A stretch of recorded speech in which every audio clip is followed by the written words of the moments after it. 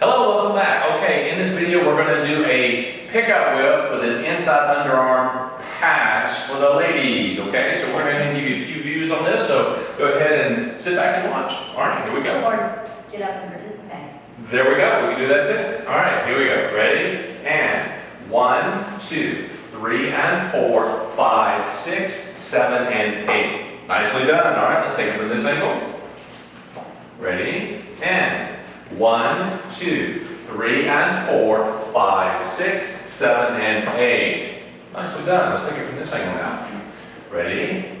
And 1, 2, 3, and 4, 5, 6, 7, and 8. So again, that's an inside underarm turn. It's not rushed, but keep looking at your partner on that, okay? That'll help out a lot. So what I want you to do now is I want you to go back through, slow it down, reverse it, whatever you need to do, practice it, and then come on back for the next pattern.